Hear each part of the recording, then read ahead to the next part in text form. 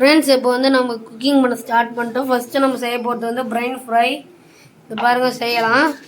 First நம்ம வந்து oil நல்லா இது கடாயில் போட்டு ஆயில் நல்லா இதுவாகணும். அப்புறமா அந்த ஆயிலில் கொஞ்சம் சீரகத்தை போட்டுக்கணும். அப்புறமா அந்த சீரகத்து மேலே கொஞ்சம் சோம்பு போட்டுக்கணும். சோம்பு போட்டதுக்கு அடுத்தது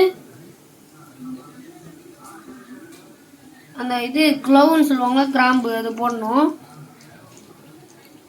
அது போட்ட பிறகு அதான் நம்ம சொன்ன ஸ்பைசஸ், பட்டம், லவங்கம் அதெல்லாம் போடணும்.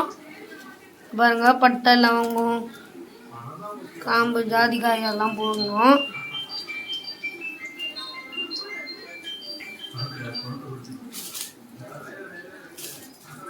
அப்புறமா மிளகா எடுத்துக்கிட்டு அதில் இருக்கிற அந்த கிராம்பெல்லாம் உடச்சிட்டு அப்புறமா அந்த மிளகாவை மட்டும் அதில் ஆட் பண்ணிக்கணும்.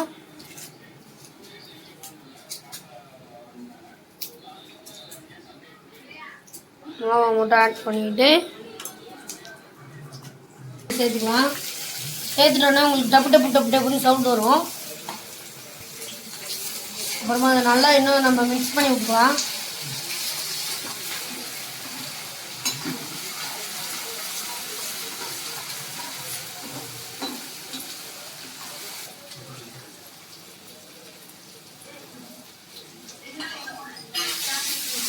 நல்லா அதை மிக்ஸ் பண்ணும்போது சும்மா இப்படி தான் சவுண்ட் வரும், டப்பு டப்பு டப்பு டப்புன்னு.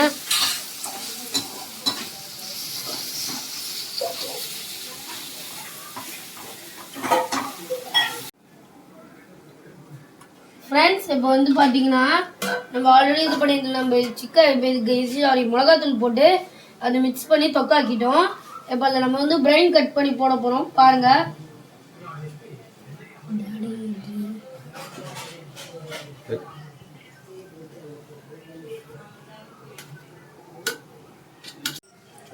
நம்ம வந்து கொஞ்சம் பெப்பர் பவுடர் ஆட் பண்ணிட்டு அப்புறமா கொஞ்சம் கறி லீவ்ஸு, கொரியண்டர், கேப்சிகம் போட்டோம்னா ஃபைனலாக நம்ம இது முடிஞ்சிடும்.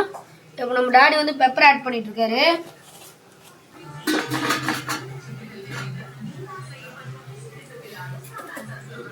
ஃபைனலாக கொரியண்டர்.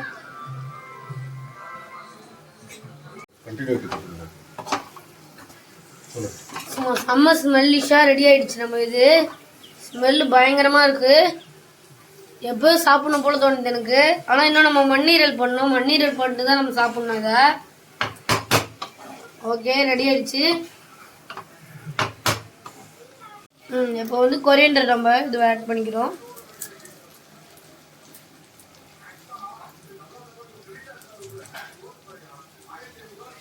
கட் பண்ணி எவ்வளோ சூப்பரான நம்ம பிரைன் ரெடி ஆயிடுச்சு.